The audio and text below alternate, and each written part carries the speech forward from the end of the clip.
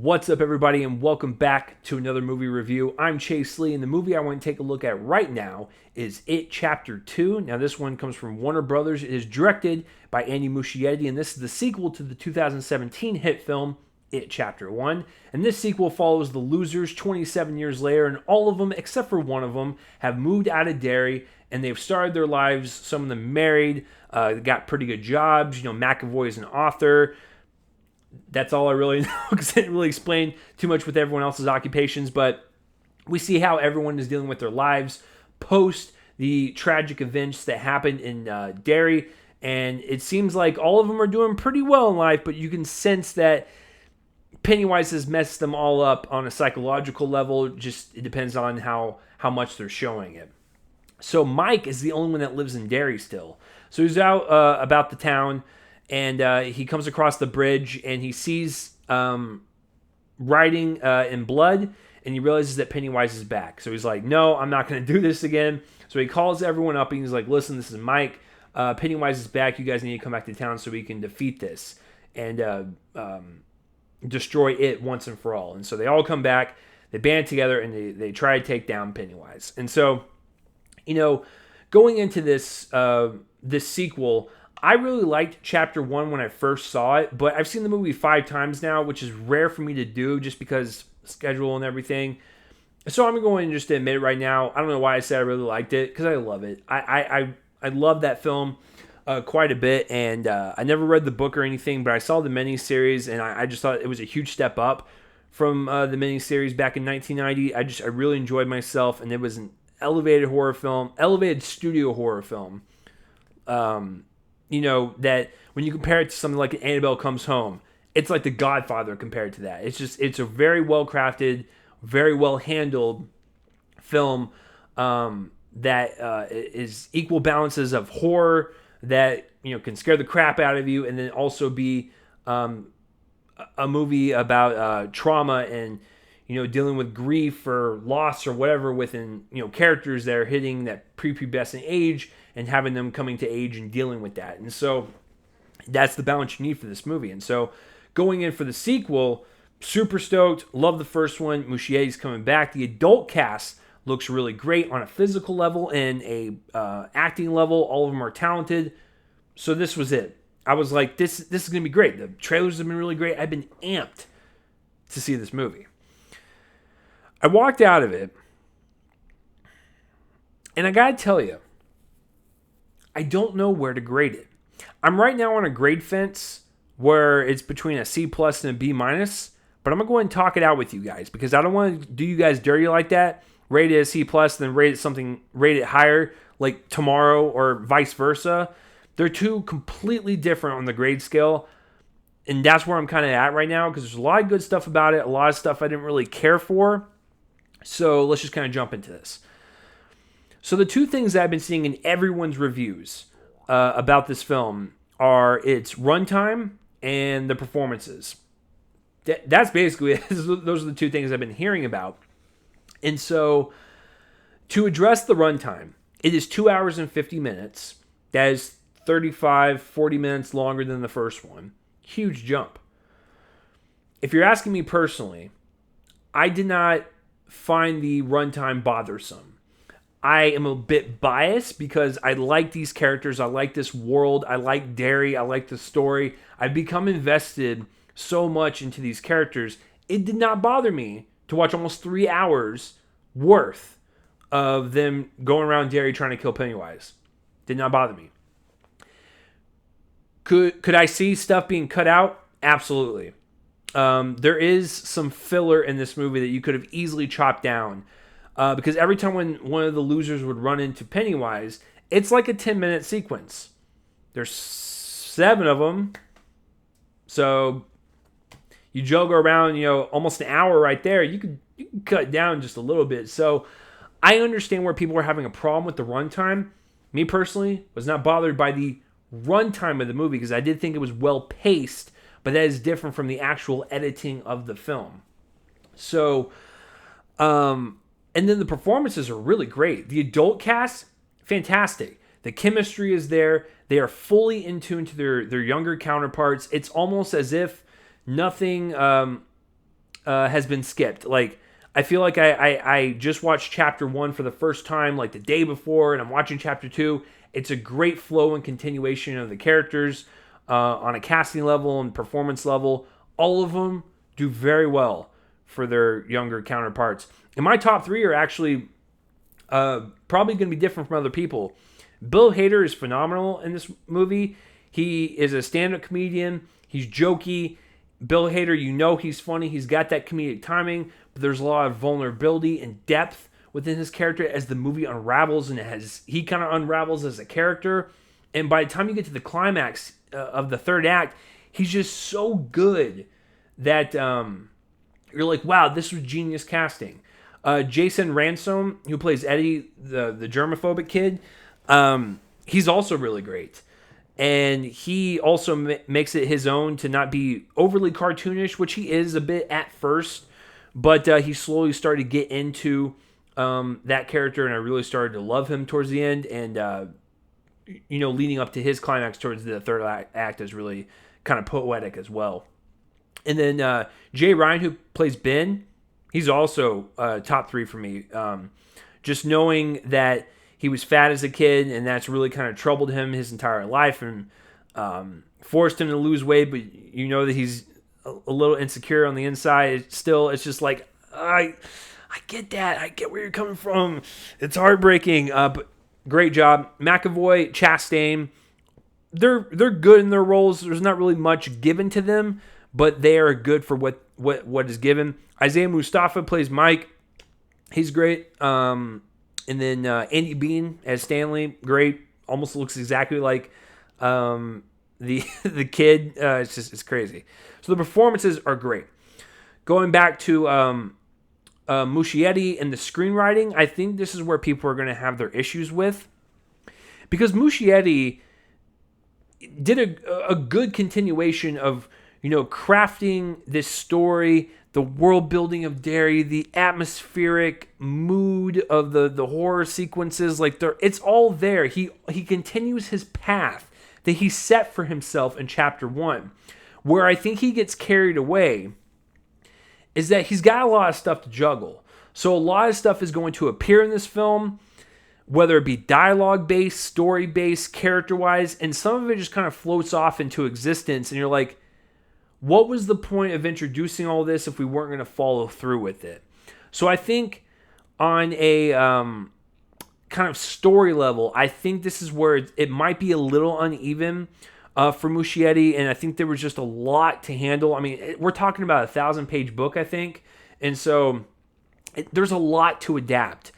And so, for 2 hours and 50 minutes, like, I think he did the best he could. I think there was a longer cut. Maybe there was some better stuff on the cutting room floor. I don't know. But the decisions that he made, he could have cut down on some stuff, some filler, and made it a little bit more dispersed when it comes to characters. Because it seems like Richie is the sole concentration of the movie, and everyone else is just kind of like an afterthought.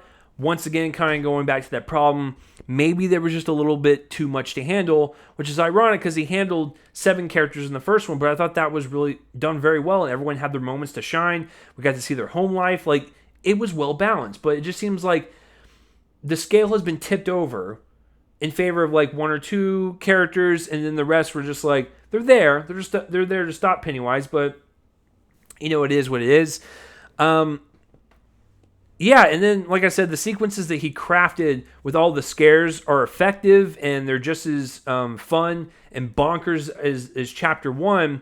But I also thought that the practical effects of Chapter 1 when he was crafting those sequences were awesome, because it seemed like Pennywise was there. It seemed like he was alive and, like, robust in that scene. With these scare sequences, I got to admit, the blend of practical and CGI in this movie is way off, because most of it is CGI, and it doesn't look right. It just looks very plasticky. It looks very fake, so it kind of takes you out of the movie just a hair. Especially, it's absolutely insane, and some of it's very weird, and it reminds me of like I don't know what kind of horror movie, but it like you can definitely tell he's having fun with some of the imagery in this movie. But I like the use of practical effects a little bit more in the first one, and this one it doesn't hold up in that regard. It just seems a little off. Speaking of off, every time when Muschietti would cut back to the kids when they were their younger selves, what was that? So here's the deal. When you grow up, you change. You hit puberty. You get older. You get taller. Your voice deepens. I get all that. Finn Wolfhard is probably the best example of this. Because when he would cut back to the younger selves, first of all, I don't think it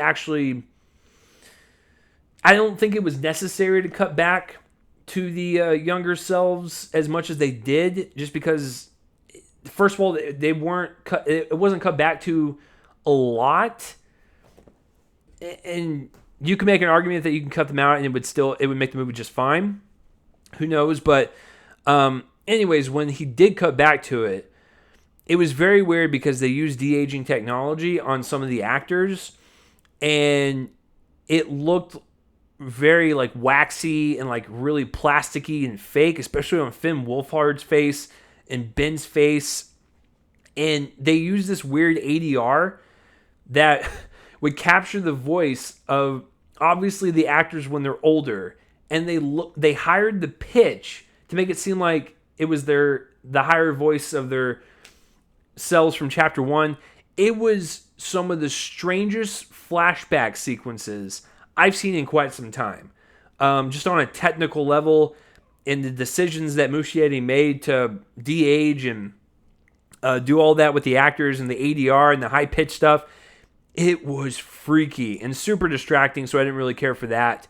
And then I also thought tone balance just a little bit was askew, because the comedy was there, the horror was there. Sometimes they would intermix with one another and it didn't work. Like Bill Hader or someone else saying like a funny line, and it just kind of drains all the tension out of the room. So stuff like that was a little awkward in choice from Muschietti's part. But overall, he's kind of like, he's half and half. It's like he did some good things, he did some weird things, he did some bad things. It's like it is all over the place. But I still think I enjoyed my experience through the finish line to where I can go, Muschietti did a pretty good job. Yeah, and I think the screenwriting of this film, like I said, there's so much that you have to throw into here, that there is a lot of stuff that is brought up about the It mythology that kind of is brought up and then never is really brought up again and just kind of washed by the wayside. And then there's characters that are brought up and then they're brought up again, and you're like, okay, they're going somewhere with this, and they're brought up again, and then they don't really do anything. They don't show up for the rest of the film. And so the screenwriting in this film is very weird, because you have a lot of stuff that's presented, but then it's just forgotten about. So once again, I realize that there's a lot of material to tackle and to adapt, but you got to tighten up this script, man. You got to get rid of stuff that doesn't make sense for the overall story. Or if you're going to go down this route with specific characters or mythology, you need to commit 110% to it. Case in point, I'm not going to say how or where or what or why, but Henry Bowers in this movie. Teach Grant did a great job performance-wise, but what was the point of the character? Very crucial to the overall story and the way they set it up, but then just watch it and you'll know what I'm talking about. It's kind of baffling. I'm like, they just forgot about this. So it's as if the screenwriter was like writing it, fell asleep, woke up, started writing again. It's just like, what? Like, you just forgot about stuff. So, yeah, and I think the last thing I'll say before I wrap this up is that the overall look to the film is fantastic. Once again, it's a very well-crafted film, cinematography-wise. I mean, if you look at Chapter 1, it's got some really creepy imagery with Pennywise, the house that he's in, the setting at Bill's house and stuff. It's just, it's all great stuff. And so this is also a visual treat. I'm so sad that I missed this in IMAX. I'm sure it was fantastic. So the sound design was really great. It's a very immersive type of horror film. That's not the issue. It mainly comes down to directing choices and screenwriting choices. In this review, Bill Skarsgård is great as Pennywise. He's not in it as much as Chapter 1, but that's really not the point. It's about the trauma of the kids and overcoming their trauma. But Bill Skarsgård as Pennywise, he is unworldly, he's demonic, he's slimy, he's just like this weird creature, but you know there's an actor underneath all that makeup, but he makes it, this creature from the other world, and it's such an entertaining performance. Like, that's gonna be one of the best of his entire career. Like, I'm telling you. So I like some of the stuff in this movie. I don't really care for some of this stuff. Oh boy. You know what? I think there's a lot of good stuff to where I'll say I will slightly recommend it higher than most people. I'll go with B-, where I think if you like the first one, you can sit through this one, be enjoyed by it, be scared by it, laugh, cry, and enjoy yourself. If you hate Chapter 1, you're probably not going to like this one. But I think the good slightly outweigh the bad. I'm talking by like a razor hair, a thin margin. But I think I will give it the benefit of the doubt because there are some things in it that are really, really great. And even with the bad stuff, it just weighs it down just a little bit and not so much to where it sinks this movie, but it floats. There you go. There's your It pun. I'll give it a B-. So It Chapter 2, B-. So what do you guys think of Chapter 2, or have you even heard of it? Comment that place right below my face and let me know. And that will do it for this review, guys. I'm Chase Lee, and tune in next time for whatever I review next. I will see you guys later.